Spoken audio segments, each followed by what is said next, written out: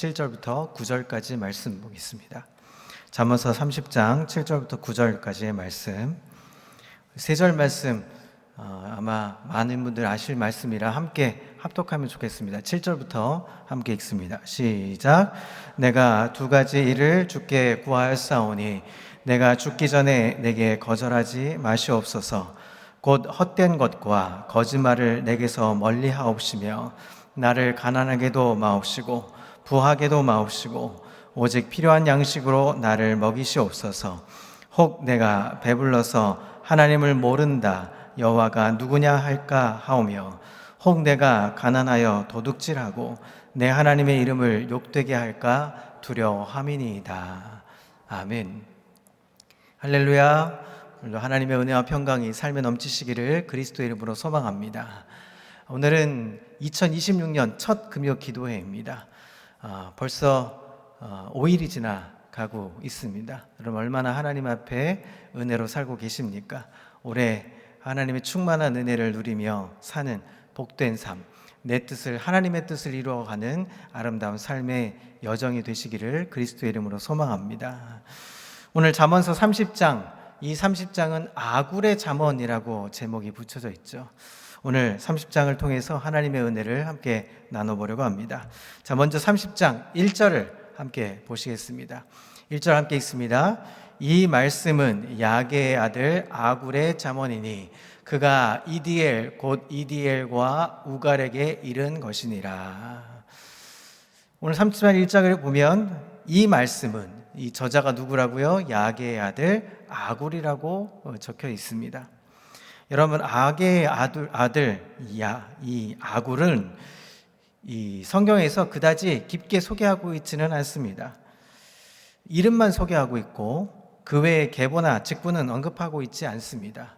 이것은 아마 의도적으로 그가 이 사회적 또 정치적 권위를 드러내지 않음으로써 그의 지혜가 지위나 아니면 어떤 명예 그런 것에 놓여 있지 않고 하나님 앞에서의 경건에서 비롯된 것임을 강조하기 위해서 이름만 기록하고 있습니다. 아굴과 야게라는 이름은 히브리 전통적 이름과는 다소 이질적으로 들려집니다. 일부 학자들은 아굴이 이스라엘 외 지역, 다시 말하면 이방 지역이죠. 이방 지역에 이 지혜의 전통을 가진 인물이라고 아마 예시를 드러내기도 합니다. 어떻든 간에 그의 신앙 고백은 철저히 여호와 중심이라고 볼 수 있습니다. 이 아굴이라는 사람, 그의 그 지혜의 특징을 보면 세 가지로 우리가 이야기할 수 있습니다. 먼저는 철저한 인간 인식과 겸손에서 나온 이야기라는 것입니다. 잠언서 30장 2절에 보면 나는 다른 사람에게 비하면 짐승이라 내게는 사람의 총명이 있지 아니하리라 라고 이야기하고 있습니다. 이것은 단순히 자기 비하를 이야기하지 않습니다. 하나님 앞에서 인간의 이성의 한계를 인정하면서 바로 신앙적 겸손을 보이고 있습니다. 아굴의 지혜는 한마디로 말하면 나는 아무것도 모릅니다 라는 고백에서 시작하고 있다는 것입니다. 두 번째로 하나님의 이 초월성과 계시에 의존하는 모습을 보여주고 있습니다. 4절을 보시면 이렇게 이야기합니다. 하늘에 함께 있습니다. 하늘에 올라갔다가 내려온 자가 누구인지, 바람을 그 장중에 모은 자가 누구인지, 물을 옷에 싼 자가 누구인지, 땅의 모든 끝을 정한 자가 누구인지, 그의 이름이 무엇인지, 그의 아들의 이름이 무엇인지 너는 아느냐? 이러한 질문들을 보면 인간이 결코 도달할 수 없는 하나님의 영역을 강조하고 있습니다. 그래서 참된 지혜는 인간의 사유가 아니라 하나님의 계시로부터 온다는 사실을 지금 선언해 주고 있습니다. 마지막 세 번째로 그의 지혜는 어디서부터 오는가? 바로 말씀의 절대성에서 강조하고 있음을 소개하고 있습니다. 잠언서 30장 5절과 6절에는 이렇게 말하고 있습니다. 함께 읽어볼까요? 시작. 하나님의 말씀은 다 순전하며 하나님은 그의 의지하는 자의 방패시니라.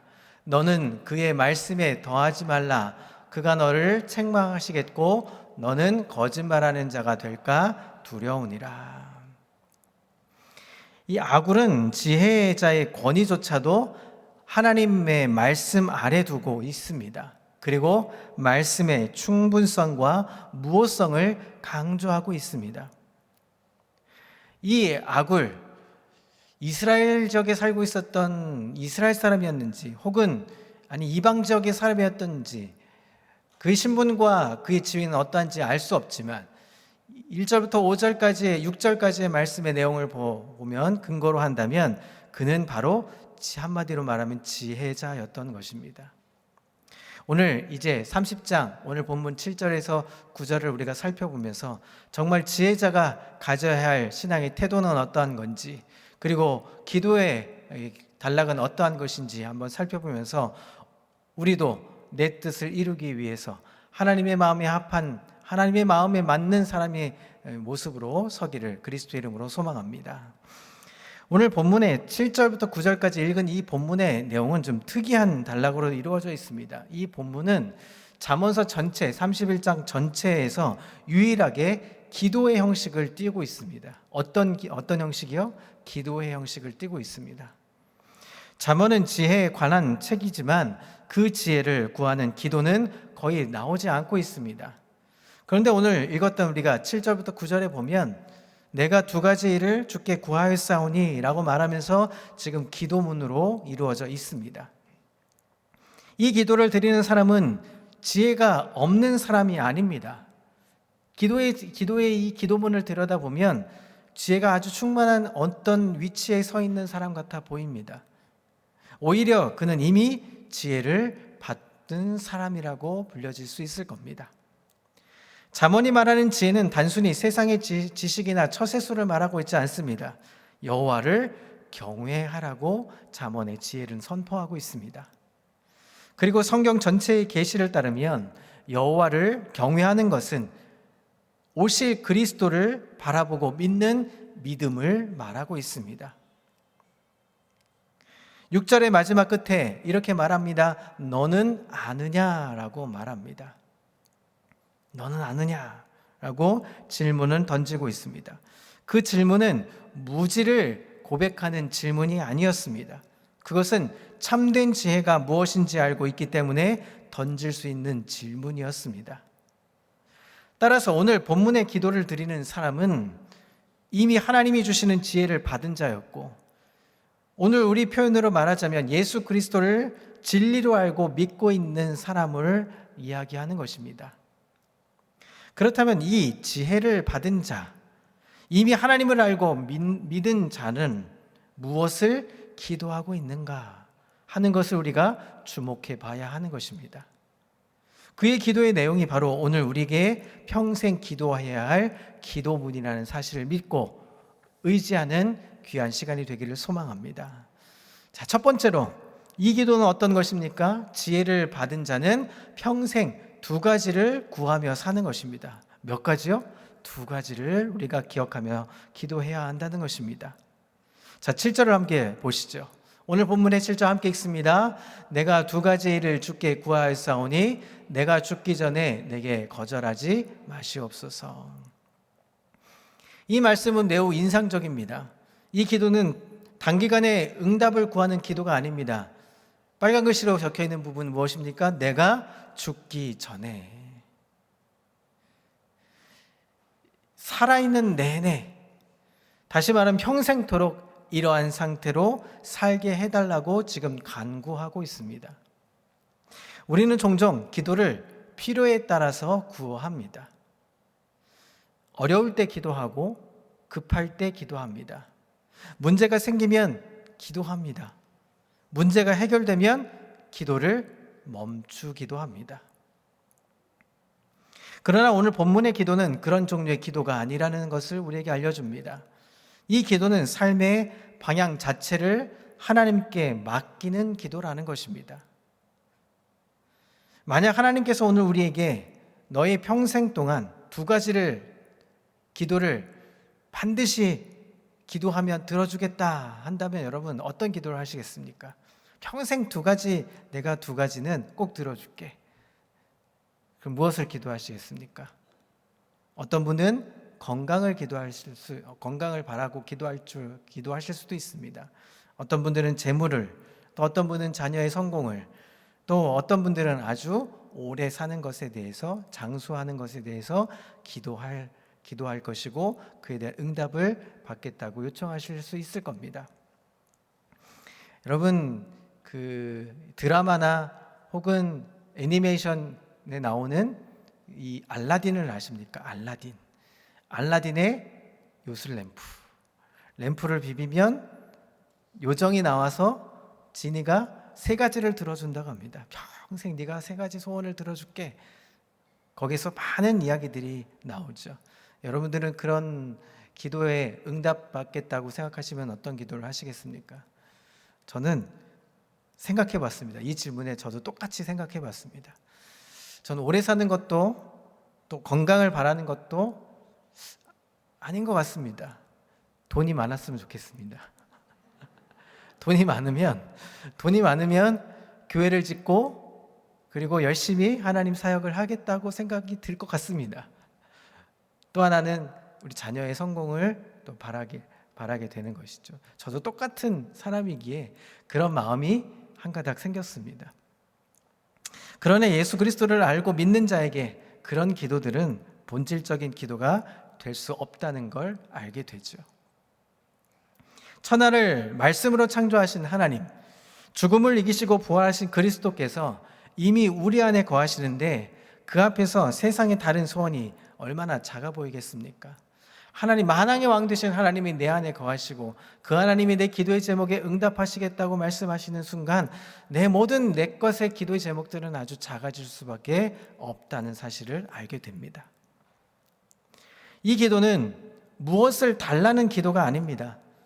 오늘 본문에 이한 이 기도는 이 상태에서 벗어나지 않게 해달라고 지금 간구하고 있는 것입니다.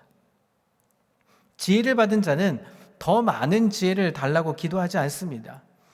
그는 이미 받은 지혜에서 떠나지 않게 해달라고 기도하시는 것입니다. 한 항해사가 먼 바다를 항해하고 있었습니다. 그는 초보 항해사가 아니었습니다. 아주 오랜 경험을 쌓은 항해사였습니다.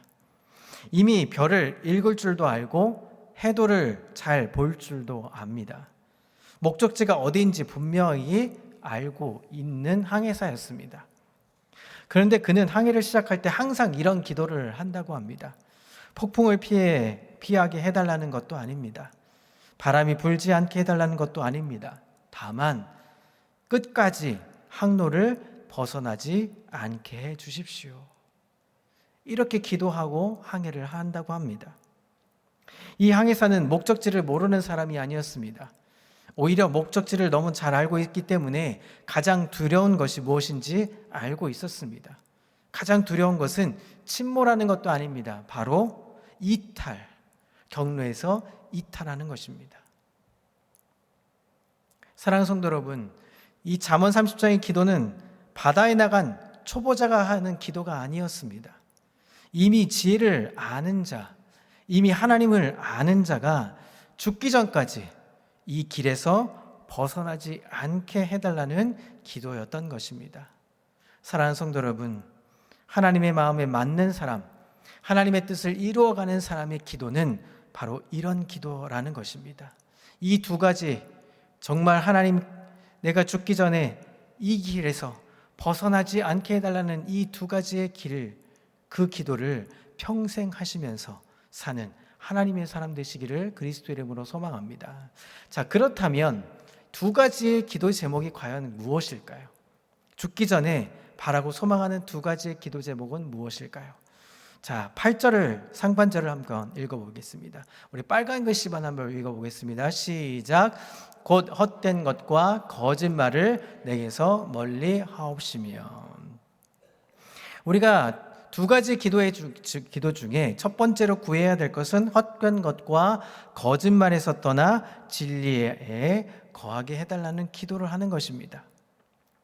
이 기도는 믿음이 없는 사람의 기도가 아닙니다. 이미 하나님을 알고 이미 언약을 알았고 이미 진리를 아는 사람의 기도인 것입니다. 성경에서 헛된 것과 거짓말은 단순히 윤리적인 것이나 일상적인 허영을 말하지 않습니다. 구약 성경에서 이 단어에 사용하는 용례를 잘 살펴보면 대표적으로 우상 숭배나 거짓된 신탁, 곧 거짓 선지자들의 예언을 가리킬 때 사용되는 용례입니다. 이스라엘 역사 속에서 참된 선지자보다 거짓 선지자가 훨씬 더 많았습니다. 그 이유는 단순했습니다. 그만큼 거짓된 말을 듣고 싶어하는 수요가 많았기 때문입니다. 거짓 선지자들은 늘 평안을 말합니다. 잘 될 거야. 잘 될 거야. 복 받을 거야. 회개 없이도 괜찮다고 말하고 제사만 많이 드리면 된다고 그렇게 말을 했습니다. 시편 40편에 다윗은 이렇게 고백했습니다. 하나님께서 제사와 예물을 기뻐하시지 않으신다고, 번제와 속죄제를 요구하지 않으신다고 말하고 있습니다. 이 말씀은 구약 안에서 이미 그리스도를 바라보게 하는 계시입니다. 그러나 거짓된 신탁은 이 계시를 가리고 제사를 절대화하고 형식을 붙들게 하며 결국 메시아를 보지 못하게 하는 상황이 벌어진다는 것입니다. 이것이 바로 헛된 것 그리고 거짓말이라는 것입니다. 구약의 아모스 선지자는 유다와 이스라엘이 멸망한 이유를 이렇게 말합니다. 거짓된 것에 미혹됐기 때문이라고 말합니다. 에스겔 선지자는 포로지에서도 여전히 거짓 묵시를 말하는 자들을 책망했습니다. 그들은 스스로도 그것이 거짓인 줄도 몰랐습니다. 자기 마음을 따라 예언하면서도 하나님이 말씀하셨다고 보기 좋게 포장하고 확신했습니다. 따라서 헛된 것과 거짓말을 멀리 해달라는 이 기도는 단순히 속지 않게 해달라는 기도의 내용이 아닙니다. 그리스도에게서 떠나지 않게 해달라는 간절한 소망의 기도를 드리고 있었던 것입니다. 신약성경 히브리서 10장을 보면 시편 40편의 성취를 분명히 선언해주고 있습니다. 짐승의 피로 드리는 제사는 그림자일 뿐이고 오직 예수 그리스도의 몸을 단번에 드리심으로 우리가 영원히 온전하게 되었다라고 말합니다. 이 진리를 믿지 않는 것이 바로 헛된 것이고 거짓말이라는 사실입니다. 요한일서에서도 사도 요한은 이렇게 말했습니다. 거짓말하는 자가 누구냐? 예수께서 그리스도이심을 부인하는 자가 아니냐라고 선언합니다. 모든 거짓은 결국 그리스도를 부인하게 되고 그리고 그의 부인하게 만드는 방향성을 제시한다는 것입니다. 따라서 우리 성도들이 가지는 평생 기도의 첫 번째 제목이 무엇이라고 말할 수 있습니까? 주여 진리에서 떠나지 않게 하옵소서. 헛된 가르침과 거짓된 신앙에서 나를 지켜 주옵소서. 이 첫 번째 기도가 우리 평생의 기도 제목으로 삼고 살아가는 하나님의 사람, 하나님의 뜻을 이루어 드리는 하나님의 맞는 사람 되시기를 그리스도 이름으로 소망합니다. 여러분, 어느 등산로 입구에 가면 두 개의 지도가 나란히 놓여 있었다고 합니다. 하나는 정식적으로 발행된 지도였습니다. 다른 하나는 누군가가 만든 비공식 지도였습니다. 두 가지가 딱 같이 놓여 있었습니다. 두 지도는 거의 똑같아 보였습니다. 출발점도 같았고 중간 지점도 같았습니다. 겉으로는 보기에는 큰 차이가 없어 보였습니다. 그러나 정상에 가까워지면 가까워질수록 비공식 지도는 점점 길을 잘못 가리켜주고 있었습니다. 결국 그 지도를 따라간 사람들은 정상 바로 아래 길을 잃고 헤매게 되었다는 것입니다. 자, 문제가 무엇입니까? 그 지도가 전부 거짓은 아니었다는 것입니다. 출발점도 같았고 중간점도 같았습니다. 결국에 끝에 가서 다른 방향으로 진로를 변경했죠. 거의 맞았기 때문에 더 위험했다는 사실입니다. 여러분, 거짓 선지자들과 거짓 가르침도 마찬가지입니다. 전부 틀린 말이 아닙니다. 틀린 말을 하지 않습니다. 성경도 인용하고 하나님도 말합니다. 경건을 이야기합니다. 그러나 결정적인 지점에서 그리스도를 보지 못하게 만들어 버립니다. 헛된 것과 거짓말을 멀리해달라는 이 기도는 완전히 다른 길을 피하게 해달라고 하는 기도가 아니라는 것입니다. 진짜와 거의 같은 거짓에서 지켜달라는 기도의 확신인 것입니다. 사랑하는 성도 여러분, 하나님의 맞는 사람의 기도, 참 진리를 따라가는, 참 진리를 지켜달라는 이 기도, 우리 평생의 삶으로 모토로 삼아 기도할 수 있는 하나님의 사람 되시기를 그리스도의 이름으로 소망합니다. 자, 두 번째 기도, 이제 8절과 9절을 함께 보도록 하겠습니다. 8절 하반절, 우리 빨간 글씨부터 함께 읽습니다. 시작. 나를 가난하게도 마옵시고 부하게도 마옵시고 오직 필요한 양식으로 나를 먹이시옵소서. 9절입니다.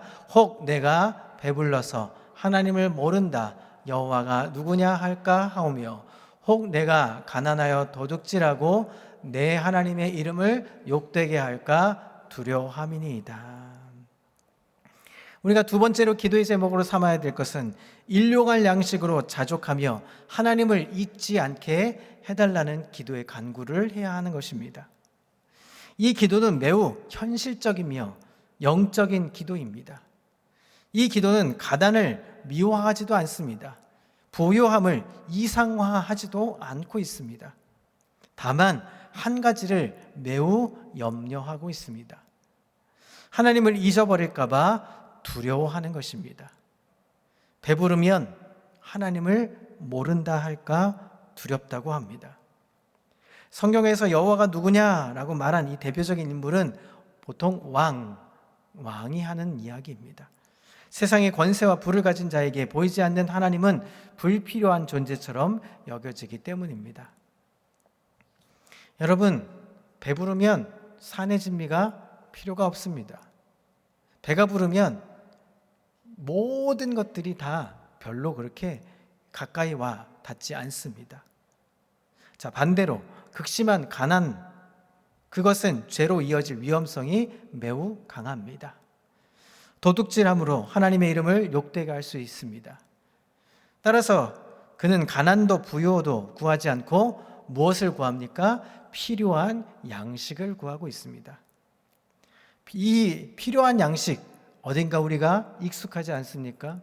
예수님이 우리에게 가르쳐 주신 기도에도 내용이 있습니다.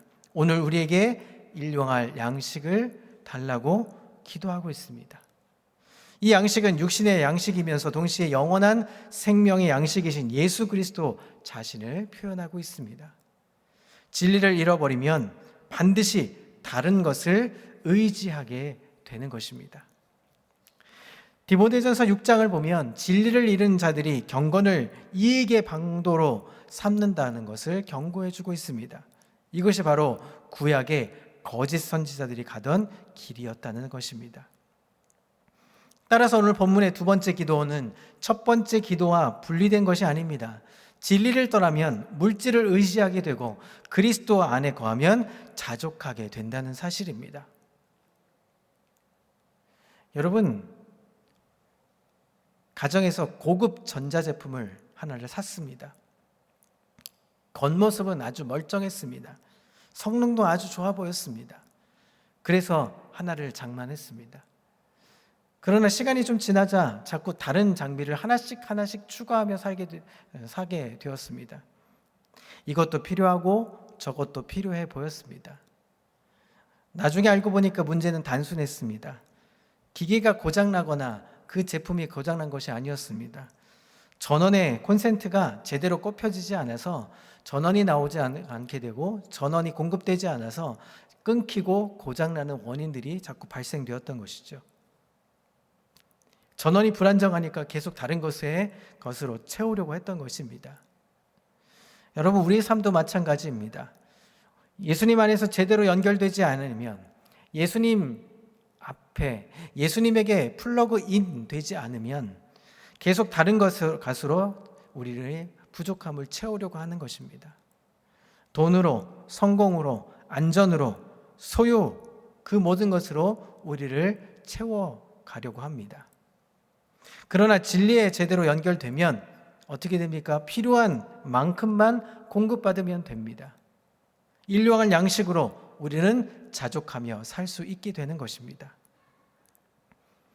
잠언 30장의 기도는 바로 부자가 되지 않게 해달라는 기도가 아니라 하나님을 잊지 않게 해달라는 바로 간구의 내용인 것입니다. 이제 오늘의 말씀을 좀 정리해 보려고 합니다. 사랑하는 성도 여러분, 잠언서 30장의 두 가지 기도는 결국 하나의 기도입니다. 주여, 나를 진리에서 떠나지 않게 하옵소서. 헛된 것과 거짓말에서 나를 지켜 주옵소서. 그리고 이 땅에서는 일용할 양식으로 자족하며 만족하게 하옵소서. 예수 그리스도를 알고 믿는 자의 평생 소원은 다른 데 있지 않습니다. 유일하신 하나님과 그가 보내신 예수 그리스도를 더 깊이 알고 끝까지 붙드는 것입니다. 하나님의 마음에 합한 사람은, 하나님의 마음에 맞는 사람은 무엇입니까? 바로 우리 그 평생의 기도의 제목으로 삼고 하나님께 나아가는 것입니다. 그럴 때 하나님이 우리에게 그 만족함으로 우리를 하나님의 뜻을 이루어 드리는 것입니다. 이제 이 한 해의 첫 시작, 첫 금요 기도회 때 여러분 무엇을 기도하시겠습니까? 어떤 기도의 제목을 드리겠습니까? 바로 하나님이 원하시는, 하나님이 하라고 소망하는 기도의 제목을 올려드리며 그 기도를 하며 하나님께 응답받는 멋진 하나님의 사람으로 세움받는 우리 평강의 성도 다 되시기를 그리스도의 이름으로 소망합니다. 기도하겠습니다. 하나님 아버지 감사합니다. 하나님 금요기도에 올 한 해도 붙들어 주시며 수많은 우리 기도 제목 가지고 기도할 때에 하나님 원하시는 뜻, 하나님이 기도하는, 바라고 소망하는 기도의 제목들을 가지고 우리가 기도할 때 하나님 응답받는 역사가 있는 금요 기도회가 되게 인도하여 주옵소서. 하나님께 바라고 소원하는 모든 기도의 제목들을 위해 응답받기를 소망하며 감사드리오며 예수 그리스도의 이름으로 기도합니다. 아멘.